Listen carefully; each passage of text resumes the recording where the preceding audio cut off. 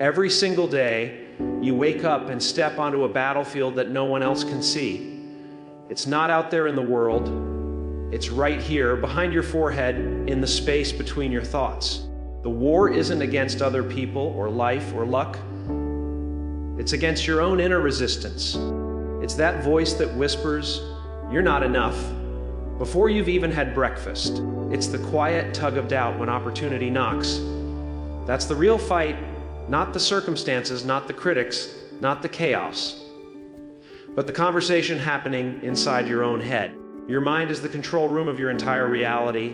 Every decision, every reaction, every dream, it all originates there.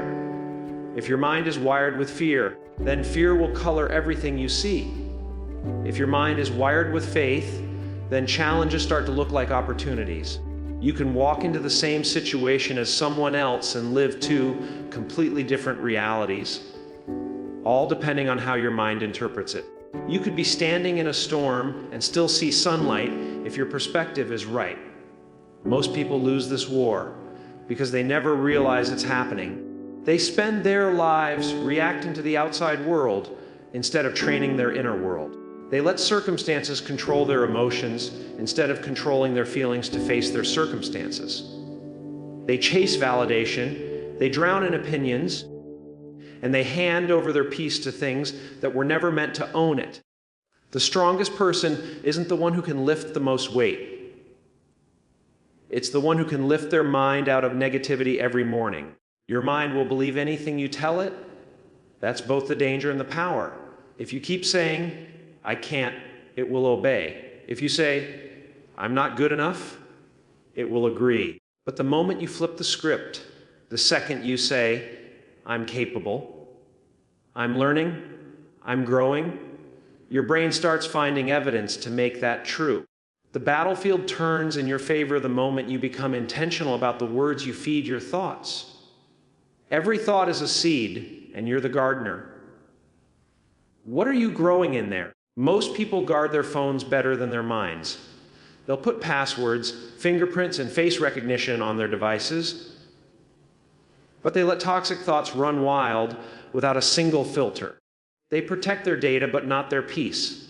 They let worry, fear, and regret drain their mental battery every single day, and then wonder why they feel so powerless.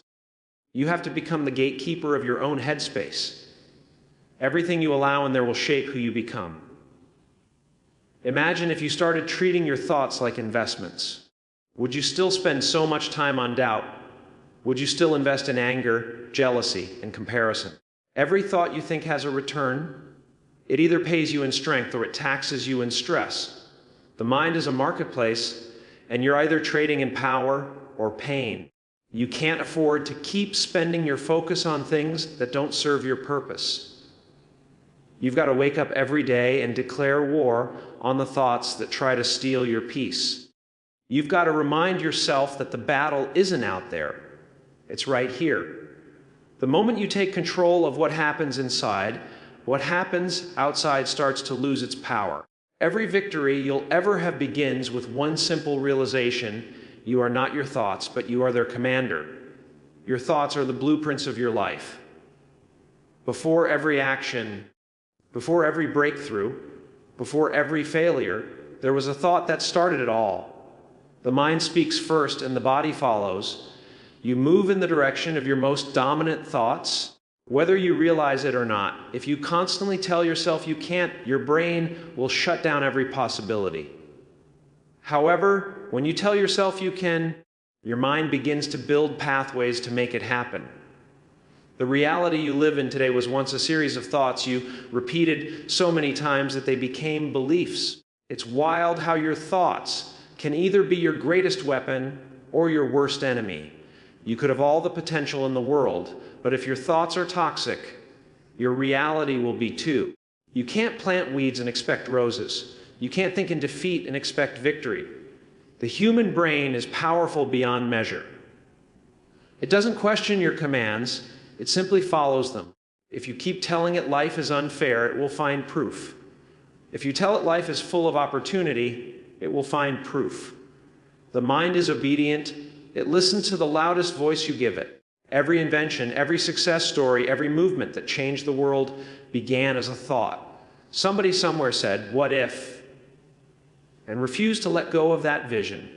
They nurtured it, protected it, and believed in it when nobody else did. That's how mountains move. The problem is, most people let their thoughts drift like leaves in the wind. They think randomly, they speak carelessly, and they wonder why their lives feel chaotic.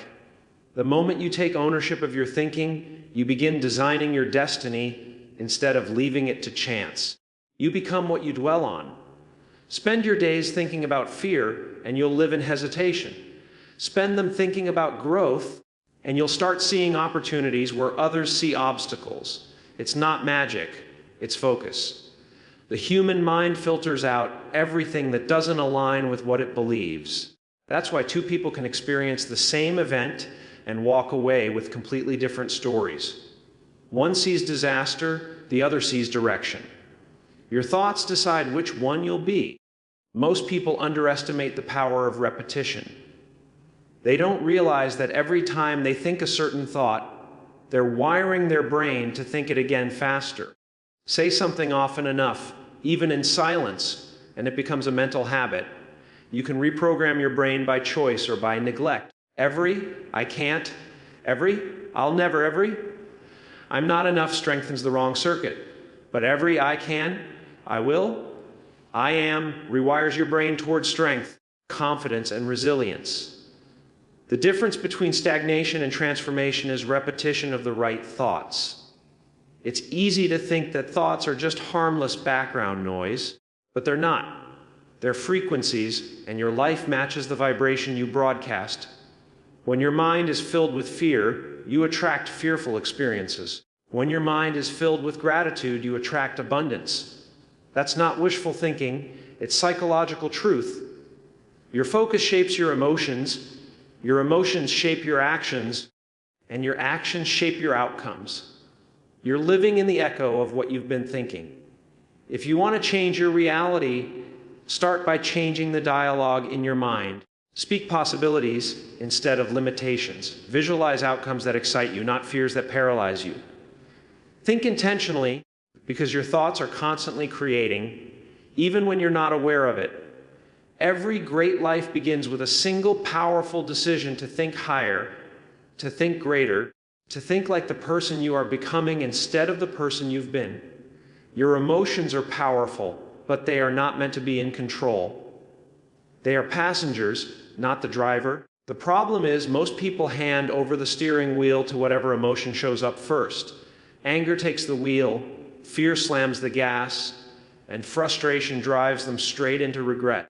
You cannot live your best life while letting temporary feelings decide permanent directions. Emotions are signals, not instructions. They tell you something's happening, but they don't get to tell you who you are or what you should do. Emotions are like weather. They change constantly. One moment, the sky is calm. The next, it's a storm. If you make every decision based on the weather, you'll never get anywhere. Some days you'll feel on top of the world. Other days you'll feel like you're dragging through mud. But if you stop every time the rain starts, you'll never reach your destination. The people who win in life aren't those who never feel pain or fear. They're the ones who keep moving despite it. They don't wait for the sun to shine to take action. They drive through the storm. When you let emotions drive, they'll take you places you never wanted to go. Anger can make you say things you can't unsay. Fear can make you walk away from something meant for you. Doubt can make you sabotage your own progress. You'll start reacting instead of responding, and every reaction will pull you further from clarity. That's why control matters, not suppression, not denial, but control. When you control the car, you can feel every emotion, but you still decide where to go. The truth is, emotions are just energy in motion. They're not the enemy, they're information. They tell you what you value, what you fear, what you desire, but you have to interpret them with wisdom. Just because something feels uncomfortable doesn't mean it's wrong. Growth feels uncomfortable. Change feels messy. Progress doesn't feel peaceful. You can't confuse discomfort with danger. Sometimes the path that scares you the most is the one that leads you to your breakthrough. Most people run from emotions because they don't want to face them. They bury sadness, avoid fear, suppress anger, and in doing so, they hand those emotions more power. The more you hide from them, the more they control you from the shadows. But when you face them, when you acknowledge them, when you say, I see you, but you don't control me, you take the power back. That's what emotional strength really is. Not avoiding feelings, but mastering them. Imagine your mind as a car on a long road. In the back seat sits fear, excitement, sadness, joy, anger, all talking at once. You can hear them, you can learn from them, but you can't let them touch the wheel. Your goals are the destination, your values are the map, and your discipline is the engine. If you let your emotions steer, you'll zigzag all over the road. But when you stay focused on the direction, you can use those emotions as fuel instead of letting them crash you. There will be moments when your emotions scream louder than your logic, when your heart feels heavier than your will, when everything inside you wants to stop. That's when control matters most. That's when discipline becomes your anchor. You can feel fear and still act brave. You can feel uncertainty and still move forward. Because mastery isn't about silencing emotions. It's about learning to drive with them in the car, but never letting them touch the wheel. Discipline isn't a punishment. It's the highest form of self-love. It's waking up when your body says no, because your purpose says yes. It's showing up for yourself when no one's clapping, when no one's watching, when no one's reminding you why you started. Most people think freedom means doing whatever you want whenever you want. But that's not freedom. That's chaos disguised as comfort. Real freedom comes from structure, from focus, from consistency. When you master discipline, you stop being a slave to mood and start becoming a master of momentum. Comfort is the silent killer of greatness. It feels good, it feels safe, but it slowly robs you of your edge. Every time you choose comfort over commitment, you build the habit of giving up on yourself. Discipline is what breaks that cycle. It's the voice that says, I don't feel like it, but I'll do it anyway. It's the strength to keep promises to yourself long after the excitement has faded. Because anyone can start strong, discipline is what makes you finish. The world celebrates results, but discipline is what builds them in the dark. It's the unseen hours, the late nights, the early mornings, the sacrifices no one posts about. Discipline isn't glamorous, it's gritty. It's repetition without applause, effort without instant reward. But every time you choose discipline, you're depositing into the bank of success. One day, those deposits compound into confidence. They turn into mastery. They turn into freedom. Because freedom doesn't come from skipping the work. It comes from doing the work until it no longer feels like work. Most people quit because they wait to feel motivated. But motivation is unreliable, it's emotional. It comes and goes like the weather. Discipline, though, is a decision. It's an anchor that keeps you moving when the waves get rough. It's what carries you when your energy is gone, when your passion feels dim, when life feels heavy. Discipline says you don't have to feel ready. Just show up. And that showing up, that one small act of consistency becomes the force that shifts your entire life forward. Discipline doesn't limit your life. It expands it. It gives you control over your time, your energy, and your direction. When you're disciplined, you stop wasting mental energy on excuses. You stop negotiating with laziness. You stop living reactively. That's when freedom shows up, not as something you chase, but as something you've earned. Freedom isn't the absence of responsibility. It's the reward of mastering it. When you're disciplined, you can say no to distractions because you've already said yes to your destiny. It's easy to look at discipline as restriction, but it's actually the doorway to power. When you control your habits, you control your results. When you control your time, you control your future. Most people are prisoners of impulse, scrolling, complaining, procrastinating, and they call it relaxation. But there's no peace in wasted potential. The peace you're looking for comes from progress, and progress demands discipline. Every day you practice it, You're building a stronger, more focused version of yourself. There will be days when you're tired, uninspired, and questioning if it's worth it. Those are the moments discipline tests you. It whispers, keep going, when everything else says stop. It doesn't care about how you feel, it cares about who you're becoming. Because discipline is not about perfection, it's about persistence. It's about choosing purpose over pleasure, growth over comfort, and becoming the kind of person who does what needs to be done even when no one is watching. Your mind is your home, and too many people leave the front door wide open. Anyone or anything can walk in, negativity, doubt, gossip, fear, and before you know it, your peace is gone, your focus is scattered, and your energy feels drained. Protecting your mental environment means understanding that what you allow and shapes what comes out. You can't build a strong mindset on weak foundations. You can't expect clarity while letting chaos lie rent free in your head. What you feed your mind daily becomes the reality you live in. Every word you hear, every image you see, every person you spend time with is planting something inside you.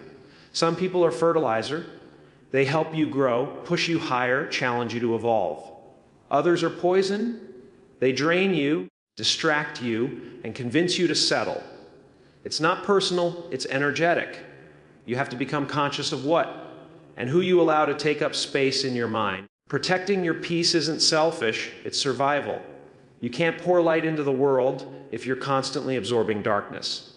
Social media, conversations, entertainment, all of it is food for your mind. And like your body, your mind becomes what it consumes. If you're constantly feeding it negativity, drama, and noise, don't be surprised when your thoughts feel heavy and hopeless. But if you feed it books, ideas, purpose, and gratitude, you start seeing life differently. Your mental diet determines your emotional health. You can't binge on toxicity and expect to feel at peace. Protect your focus the way a lion protects its territory, fiercely and without apology. People underestimate how much their surroundings affect their mindset. The spaces you live in, the sounds you hear, even the energy you allow around you, they all influence your mental weather. If you stay around complainers, you'll start complaining. If you stay around dreamers, you'll start dreaming bigger. Energy is contagious, and you are constantly catching it. The question is, who are you catching it from? If your environment isn't lifting you higher, it's holding you down. It's not about isolating yourself, it's about curating your environment with intention. You can't control every situation, but you can control what you keep returning to. If something consistently drains your peace, it doesn't deserve your attention. Protecting your mental space means learning to walk away from anything that costs your calm. It means choosing silence over noise, truth over popularity, peace over pressure. Every time you choose peace, you remind your mind who's in charge. Protecting your mental environment also means learning how to talk to yourself. You can escape toxic people, but you can't escape your own thoughts. If your self-talk is negative, no amount of external positivity will save you. You have to clean the inside of the house too. Replace criticism with compassion. Replace comparison with gratitude. Replace fear with faith. Your inner voice is the most powerful influence you have. Make sure it speaks life, not limitation. Your mind will always reflect the environment it lives in. Just like a room collects dust if left unattended, your mind collects negativity if you don't clean it regularly. Protecting your mental space isn't something you do once. It's a daily practice. Every morning, you decide what deserves space in your mind and what doesn't. You decide what energy you'll entertain and what thoughts you'll evict. The world can be loud, chaotic, and demanding. But the moment you take charge of your mental environment, you take back the power to live intentionally, not reactively. Gratitude is one of the most powerful forces in the world, yet most people underestimate it because it feels too simple. But gratitude isn't just saying thank you.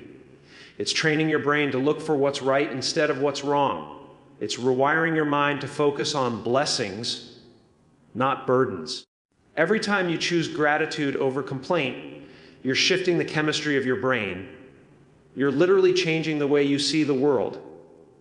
Gratitude doesn't ignore pain. It transforms how you process it. It's a quiet, unshakable strength that says, even in the storm, I still see the good. Most of the time, people wait for something big to happen before they feel grateful. They think gratitude is the reward after success, but that's not how it works. Gratitude is what opens the door to success. When you're thankful for what you have, your energy expands. You attract more opportunities, more peace, more clarity. Gratitude tunes your mind to abundance instead of lack. The brain cannot focus on fear and gratitude at the same time. One replaces the other. Every thank you is an act of mental transformation. When you wake up and immediately think about what's missing, your brain starts scanning for more things to complain about. It's survival wiring. But when you train yourself to say, I'm grateful for this breath, this chance, this moment, your brain starts scanning for reasons to feel good. Gratitude activates the part of your brain linked to motivation and joy. It strengthens neural pathways that help you handle stress, recover faster, and see solutions. Gratitude isn't spiritual fluff. It's mental fitness. It's easy to be grateful when everything's going well. But the real test of gratitude comes when life feels unfair, when nothing seems to make sense, when you're surrounded by uncertainty. That's when gratitude becomes power. It's not about pretending everything's fine. It's about finding the light in the cracks. Gratitude says, this pain is shaping me. This delay is directing me. This struggle is teaching me. When you start looking at challenges through that lens, you stop being a victim of your circumstances and start becoming a student of them. You can't control everything that happens to you, but you can control what you focus on. Gratitude is that focus shift. It's choosing to count what's left instead of crying over what's lost. It's realizing that even the smallest things, clean water, a beating heart, a new day, are miracles we walk past every day. When you start noticing the small things, the big things begin to change too. Gratitude opens your eyes to how much you already have, and from that place of abundance, you start creating even more. There's something magnetic about people who live in gratitude. They radiate peace. They attract kindness. They seem to walk through chaos with calmness because they're grounded in appreciation, not expectation. Gratitude shifts your energy from needing to having, from chasing to receiving. When you stop living in not enough, you start living in overflow. You stop comparing and start celebrating. Gratitude makes you aware of the beauty that's already surrounding you, waiting for your attention to see it. Gratitude is not just a feeling. It's a practice. It's something you build like a muscle. Every morning, you flex it by naming 3 things you're thankful for. Every night, you strengthen it by finding one good thing in the day, no matter how small. Over time, your brain learns to default to gratitude instead of anxiety. You stop waiting for happiness to find you because you realize it's something you create through awareness. Gratitude doesn't just make life better, it makes you better at living life. Failure isn't the opposite of success, it's part of it. It's the language life uses to teach you what works and what doesn't. Every setback carries a message, every disappointment hides a direction. But most people are so busy feeling ashamed of failure that they never stop to listen to what it's trying to tell them. The truth is, failure is feedback. It's data. It's information about your methods, your mindset, your habits. It's not personal, it's instructional. Every failure holds a piece of the puzzle that success is made of. The reason most people stay stuck is because they treat failure like a full stop instead of a comma. They think it means you're done, when it really means you're learning. When you fail, the world isn't saying you're not enough. It's saying, adjust your approach. Every rejection, every missed shot, every no you hear is simply redirection. The only real failure is quitting before the lesson lands. Every great achiever, every inventor, every artist you admire has failed more times than most people have even tried. Failure doesn't break you, it reveals you. It shows you what you're made of when the applause stops and the plan falls apart. It exposes the difference between those who want it and those who are willing to fight for it. When you fail, You get to see how badly you actually want it. You get to decide whether your dream was a fantasy or a fire. And if it's a fire, failure will only make it burn hotter. It will refine your purpose, sharpen your vision, and harden your resolve. Most people fear failure because they think it defines them, but it doesn't. It only defines your choices. You can fail and still be strong. You can fall and still rise. Failure doesn't mean you're unworthy. It means you're human. It means you cared enough to try. The only people who never fail are the ones too afraid to start, and they spend their lives wondering what could have been. Failure hurts, but regret hurts longer. You can recover from loss, but not from never giving yourself the chance to win. You have to stop seeing failure as a dead end and start seeing it as a detour. Every failure redirects you toward a better strategy. It refines your instincts, toughens your skin, and expands your understanding. The path to mastery is paved with mistakes, not perfection. Every misstep is part of the dance. You fall, you rise, you correct, you evolve. Success isn't about avoiding failure. It's about using it as a stepping stone instead of a stumbling block. When you start to reframe failure, you stop fearing it. You begin to approach life with curiosity instead of caution. You stop asking, "What if I fail?" and start asking, "What can I learn?" That's when growth explodes. You realize that failure doesn't shrink you, it stretches you. It expands your capacity to handle pressure, uncertainty, and pain. It teaches you resilience in a way that success never could. Failure becomes fuel when you stop taking it personally and start using it purposefully. Every time you fail, something inside you evolves. You gain perspective, patience, humility, and courage. You learn how to adapt, how to focus, how to endure. Failure forces you to rebuild stronger, to refine your craft, to trust your process. It strips away ego and exposes authenticity. It reminds you that growth is not about never falling. It's about learning how to rise faster, wiser, and stronger every single time you hit the ground. Your thoughts are not you. They are just visitors passing through the house of your mind. Some come with light, some come with darkness, but none of them define who you are. Most people live trapped inside their heads, believing every negative thought that whispers, "You're not good enough," or "You'll never make it." But those thoughts are not the truth. They are echoes of fear habits and past experiences. You are the awareness behind the thought.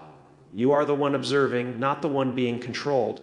When you start realizing you are not your thoughts, you gain freedom. You stop reacting to every mental storm that shows up. You stop believing that every dark idea is reality. Your mind can be a battlefield, but it's also a tool. And tools are meant to be used, not obeyed. The problem is, most people hand over the keys to their peace to every passing thought. They allow their inner dialogue to dictate their mood, their confidence, and their choices. But when you step back and watch those thoughts like clouds in the sky, you take back the power to choose which ones deserve your attention. Not every thought you think deserves to be believed. The mind loves to create stories, stories about failure, rejection stories, stories about what could go wrong. It will take one tiny doubt and turn it into a whole movie of catastrophe.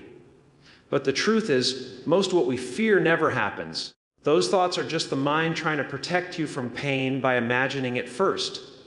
The trick is not to fight those thoughts, but to observe them. Let them pass. The more you resist them, the louder they get. But when you acknowledge them and refuse to identify with them, they lose control. Your thoughts can lie to you. They can make you believe you're stuck when you're just scared. They can make you think people are against you when really they're focused on their own lives. They can make you feel unworthy when you're overflowing with potential. The mind is powerful, but it's not always right. If you let your thoughts run unchecked, they'll build invisible cages around you. But if you learn to question them, challenge them, and redirect them, you break those cages and find clarity. The most liberating moment in life is when you realize you don't have to believe everything you think. You can feel fear without surrendering to it. You can experience doubt without being defined by it. You can observe anger without acting on it. When you detach from the noise in your head, you become the calm in the storm. You gain the power to choose your state instead of being dragged by it. That's not denial, that's mastery. The mind can be trained just like a muscle. Through awareness, meditation, reflection, and discipline, you can strengthen your ability to focus on empowering thoughts and release destructive ones. You can build mental resilience by catching negative spirals before they consume you. You can reprogram your brain to default toward gratitude, courage, and clarity. The key is consistency. The more you practice awareness, the more you realize your thoughts are like waves. They come, they go, but they don't drown you unless you dive into them. You are not your anger. You are not your anxiety. You are not your doubt. Those are experiences moving through you, not definitions of who you are. You are the observer, the consciousness, the still point beneath the noise.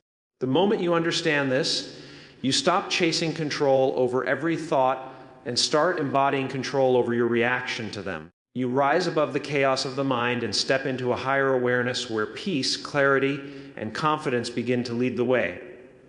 Whatever you focus on expands. Your energy doesn't go to what's right or wrong, it goes to what you give attention to.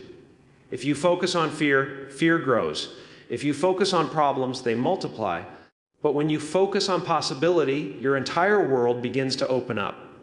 Your brain is like a magnet. It pulls in experiences that match your dominant thoughts. Every moment you're planting seeds. Focus is the sunlight that determines which ones grow. The question isn't whether your energy is powerful. It's where you're aiming it. Most people don't realize how much energy they waste on things that drain them. They spend hours replaying mistakes, comparing themselves to others, worrying about outcomes they can't control. And then they wonder why they feel empty, anxious, and unmotivated. Your focus is your fuel. You can't expect to move forward if you keep pouring it into the past. Every time you give attention to what you can't change, you rob yourself of the energy to create what you can. Focus is not just about seeing, it's about directing your life force with intention. When you lock in on something with full concentration, your entire physiology changes. Your body aligns with your purpose, your thoughts sharpen, your emotions stabilize. That's the power of presence. Focus isn't about doing more, it's about being more aware of where your mind goes when you're not paying attention. Because when your mind drifts, your energy follows. And wherever your energy goes, your reality follows. The difference between average and extraordinary isn't talent, it's the ability to control focus. You have to protect your focus like it's your most valuable currency, because it is. Every notification, every distraction, every opinion that pulls you away from your purpose is stealing energy from your future. Most people don't fail because they're not capable. They fail because they scatter their focus across too many directions. Clarity creates power. When you know what matters most, everything else becomes noise. You can't chase 10 things at once and expect to win. Focus creates momentum, and momentum creates breakthroughs. Your focus determines your emotional state. If you wake up thinking about everything that could go wrong, your body will feel heavy, your energy will drop, and your motivation will die. But if you wake up focusing on what you can control, your effort, your growth, your attitude, you step into the day with power. The mind follows attention like a compass follows north. Shift your focus, and you shift your emotional reality. It's not magic, it's discipline. You train your mind to look for solutions instead of problems, and your life starts reflecting that shift. Even in chaos, your focus decides whether you sink or rise. Two people can face the same challenge. One sees defeat, the other sees opportunity. The difference isn't luck, it's focus. Energy doesn't judge what's right or wrong. It amplifies what you dwell on. If you give all your focus to fear, you'll attract more reasons to fear. But if you give it to growth, you'll attract more reasons to rise. Where focus goes, energy flows, and where energy flows, transformation begins. Focus is not about forcing yourself to ignore everything else. It's about constantly bringing your attention back to what moves you forward. You will be tempted, distracted, tested. But every time you choose to return to your goal, your dream, your vision, you strengthen your mental muscle. You train your brain to stay loyal to your future instead of your fears. The more you practice it, the more unstoppable your energy becomes. Focus gives direction to power. It turns chaos into clarity and intention into impact. Your words create worlds. Every time you open your mouth, you're casting a vote for the kind of life you're building. Most people don't realize that the language they use every day is shaping their reality. When you say, "I can't," your brain stops looking for solutions. When you say, "I'm not enough," your body starts to believe it. But when you speak with power, when you say, "I will," "I am capable," "I am growing," your entire nervous system responds. Your words are signals that program your mind. What you speak consistently becomes what you experience consistently. You can't speak negatively all day and expect to live a positive life. The vibration of your words sets the tone for your emotions, your actions, and your outcomes. If all you say is how tired, broke, or unlucky you are, your brain begins to search for evidence to prove those words right. That's not magic, that's neuroscience. The brain filters reality through what it hears most often. So if you want to elevate your life, start by elevating your language. Speak as if you already carry the power to change your situation, because you do. Your voice is not just sound, it's energy. Every word you speak carries frequency, and that frequency can either lift you or limit you. You've got to start talking to yourself like someone you're responsible for inspiring. Stop repeating the language of defeat and start declaring the language of direction. Speak power even when you don't feel powerful. Speak healing when you feel broken. Speak progress when it looks like nothing's moving. Your words plant the seeds for the future you're walking toward, whether you realize it or not. Some people have spent their whole lives waiting for encouragement from others, never realizing they can give it to themselves. You don't need validation to start speaking greatness into your life. You don't need permission to say, "I'm destined for more." You don't need to wait for proof to speak your belief. Faith is the language of power. It's not about pretending everything's perfect. It's about refusing to give more voice to fear than to faith. The words you repeat in your private moments are the ones that write your public destiny. Most of the limitations people live with aren't physical. They're verbal. They've told themselves, "I'm too late," "I'm too old," "I'm too broken," so many times that those words became walls. But if words can build walls, they can also break them. You can rewrite your identity through repetition. Speak new words long enough, and your mind begins to adjust its belief system. The tongue can either trap you or free you. Every affirmation, every declaration, every word of power you speak builds momentum toward the life you're creating. You can't control what everyone says about you, but you can control what you say about yourself. The world might label you, but your voice determines whether that label sticks. Speak over your life like someone who's already walking in purpose. Speak as if the version of you you're becoming is already listening, because it is. Your words echo into your future. Every sentence you speak is a command to your subconscious to take action. That's why you must speak from vision, not from circumstance. You have to speak power when life tries to silence you. You have to speak courage when fear starts to whisper. You have to speak abundance when scarcity surrounds you. Words are not just expressions. They are instructions to the universe, to your body, to your mind. When you start speaking in alignment with your highest self, everything begins to shift. You start attracting the strength, the opportunities, the mindset you've been asking for. The energy of your life will always follow the language you choose. In a world that glorifies noise, movement, and constant doing, stillness has become a forgotten superpower. People run from silence because they're afraid of what they might hear. They fill every quiet moment with distraction, scrolling, checking, talking, anything to avoid facing themselves. But true strength isn't found in motion, it's found in mastery over your inner world. Stillness is not laziness. Stillness is clarity. It's the moment where you stop reacting and start realizing. It's where your spirit catches up with your body, and reminds you who you really are. When you learn to be still, you start to hear the truth beneath the noise. You hear the guidance you've been missing, the intuition you've been ignoring, the peace you've been searching for in chaos. The world will always try to pull you in every direction, but stillness teaches you how to stand your ground. It's the pause between reaction and response. It's the breath that resets your nervous system, the quiet space where wisdom whispers. Stillness doesn't mean doing nothing.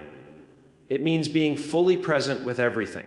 People think stillness is weakness because it looks like inaction, but it's the most disciplined act there is. It takes strength to stop, to breathe, to not be ruled by impulse. It takes awareness to observe your thoughts without becoming them. When you master stillness, you master control. You stop letting external chaos dictate your internal peace. You realize that you don't have to chase every thought, every emotion, every distraction. Stillness is the art of reclaiming your focus in a world that profits from stealing it. In stillness, everything slows down long enough for truth to rise to the surface. You start to see what's real and what's noise. You recognize how much energy you've been wasting fighting battles that didn't matter.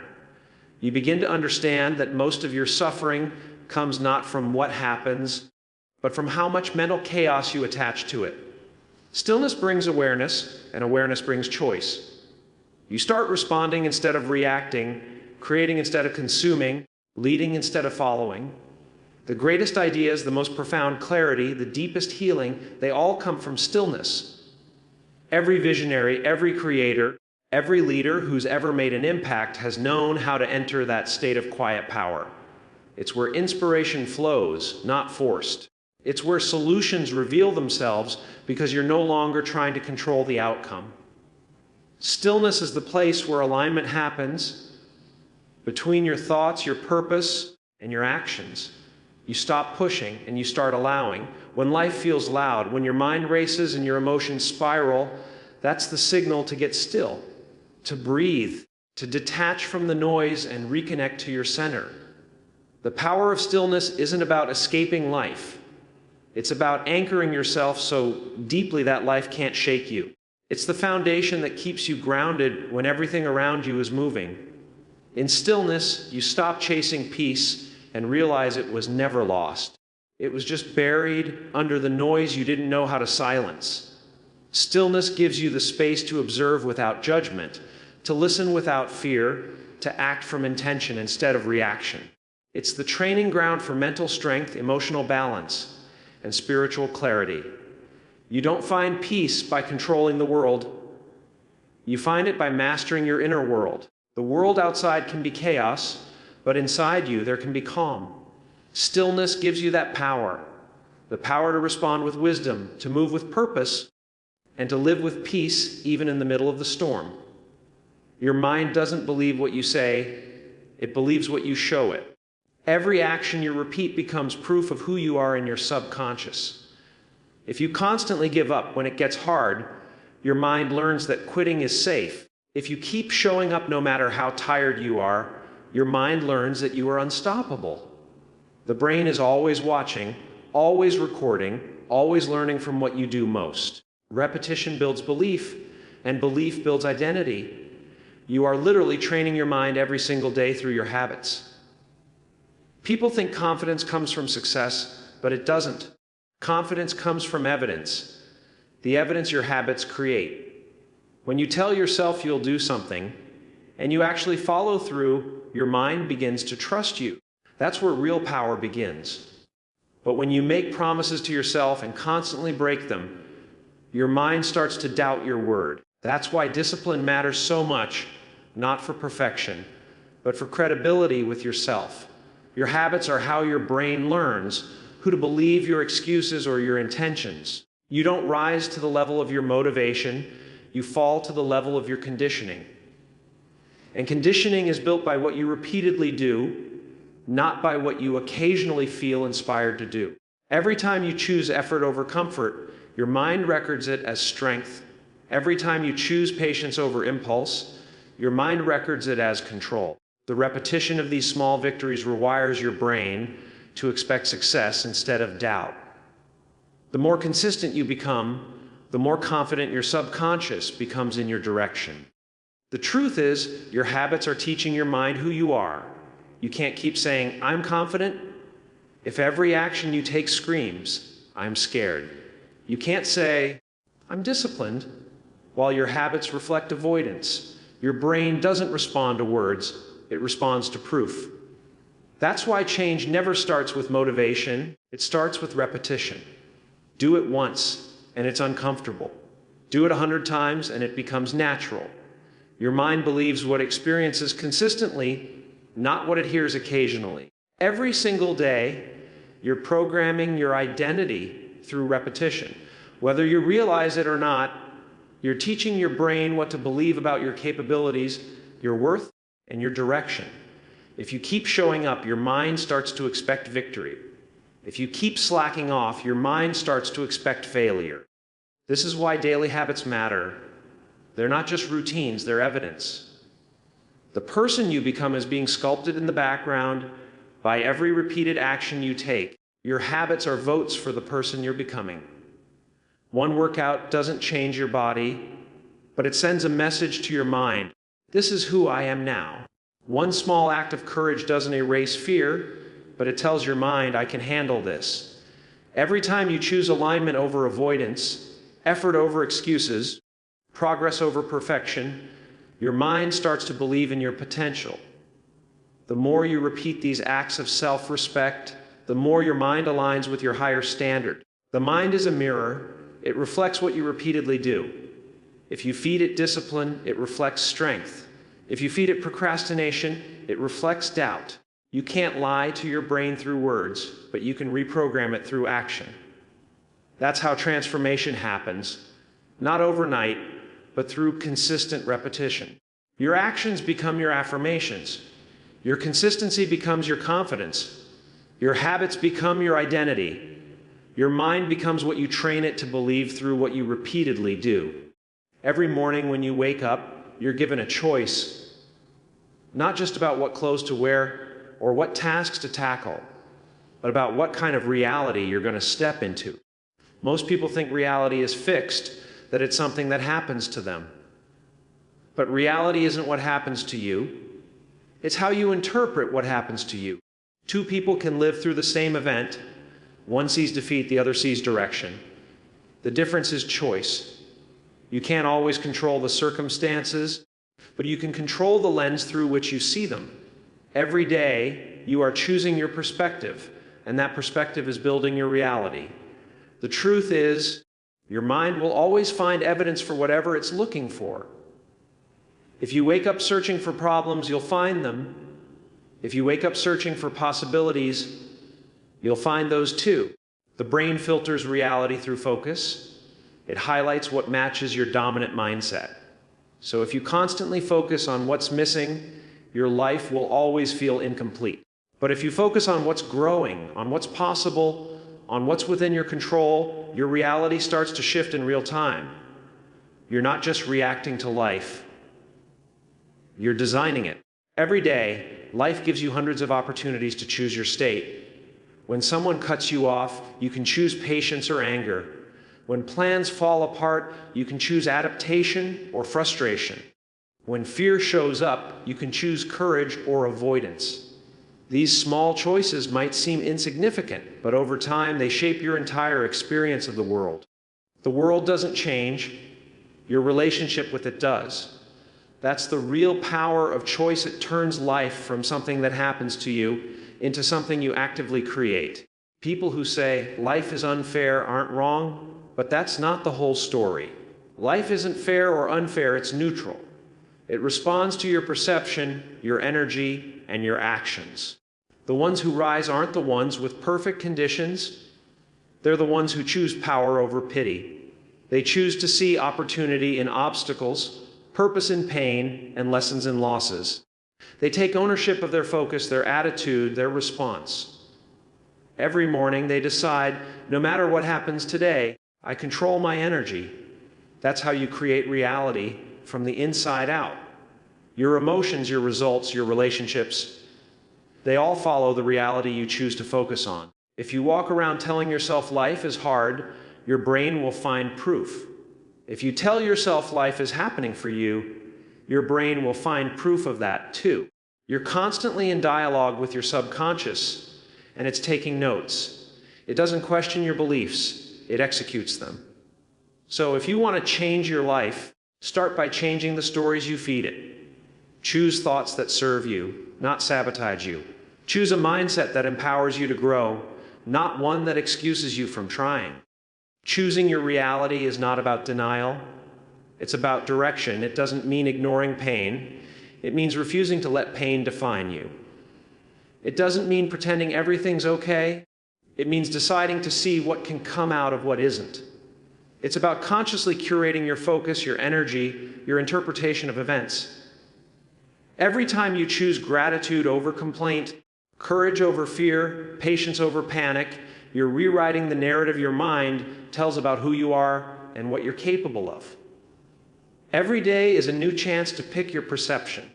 The morning light doesn't just rise on a new day, it rises on a new choice. You can choose to see limits, or you can choose to see leverage. You can choose to stay in the past, or you can choose to create the present.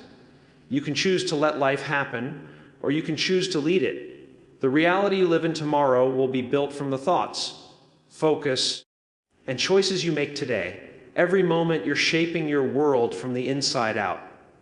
And it all begins with the decision to choose your reality every single day.